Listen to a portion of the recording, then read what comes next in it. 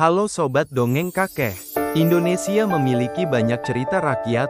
Sebelum kita menyebutkan tokoh siapakah yang akan kita ceritakan, kita akan menuju ke lautan Indonesia bagian selatan, yaitu Pantai Laut Selatan. Siapa yang tidak mendengar cerita melegenda yang satu ini, yaitu Nyi Roro Kidul.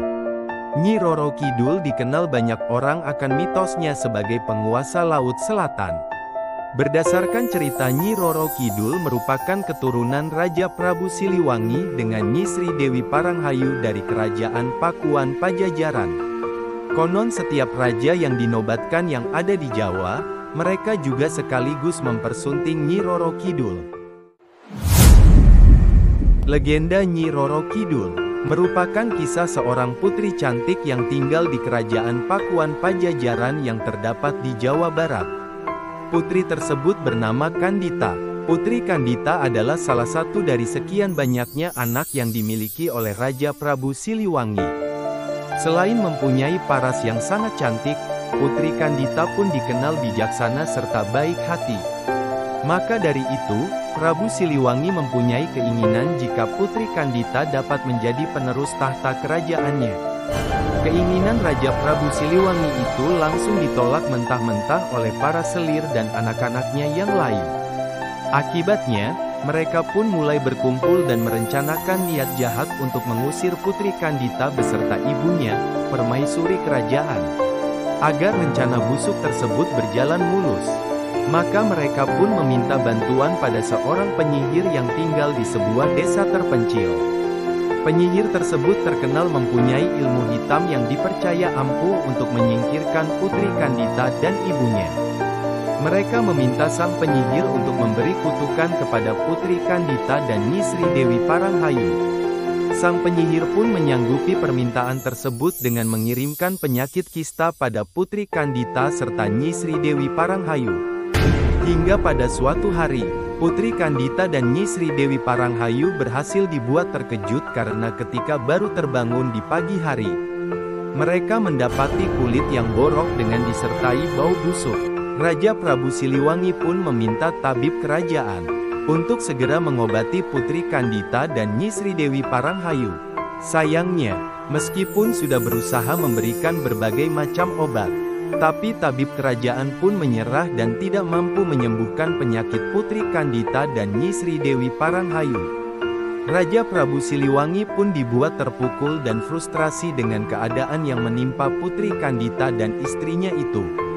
Rencana jahat para selir dan anak-anaknya berlanjut dengan menghasut Raja Prabu Siliwangi untuk mengusir Putri Kandita dan Nyi Sri Dewi Paranghayu, karena takut akan menulari orang-orang yang ada di dalam istana. Meskipun sempat menolak, tapi pada akhirnya Raja Prabu Siliwangi pun menuruti usulan para selir dan anak-anaknya. Putri Kandita yang secara tidak sengaja mendengar rencana Raja Prabu Siliwangi, langsung memutuskan untuk kabur dari istana dengan perasaan dendam dan sakit hati. Putri Kandita dan Nyi Sri Dewi Paranghayu pergi berkelana menuju selatan wilayah kerajaan. Dalam perjalanan, Nyi Sri Dewi Paranghayu meninggal dunia. Kandita sedih karena bertubi-tubi cobaan kepadanya, entah siapa lagi yang akan menemaninya. Akan tetapi Kandita harus tetap terus berjalan karena tak mungkin kembali ke kerajaan. Dalam pengembaraannya yang sangat melelahkan, Putri Kandita tiba di sebuah aliran sungai. Tanpa ragu, ia menikmati air sungai sepuas hatinya. Ia menyusuri aliran sungai ke arah hulu dan menemukan beberapa mata air yang menyembur deras. Lantas, ia berendam.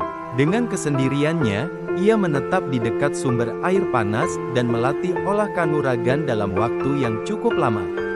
Setelah sekian lama tinggal di sungai, tanpa disadari penyakitnya pun berangsur-angsur hilang dan Kandita kembali terlihat cantik seperti semula.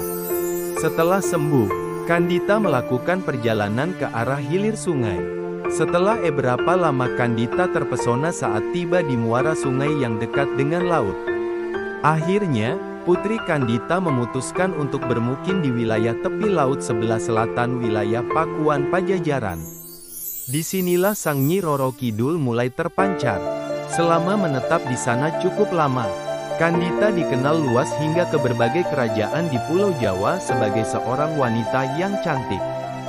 Sejak saat itulah, banyak pangeran yang ingin mempersuntingnya.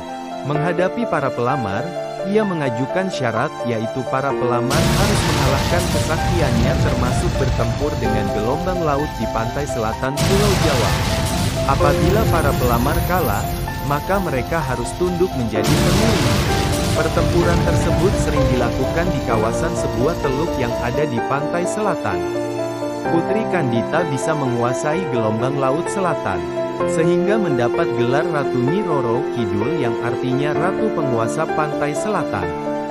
Demikianlah cerita tentang legenda Ratu Pantai Selatan atau Nyi Roro Kidul yang bisa dongeng kakek ceritakan. Semoga kita semua terhibur dan sampai jumpa di cerita legenda selanjutnya. Terima kasih. Jika sobat berkenan jangan lupa subscribe ya. Mator sekelangkong serajeh.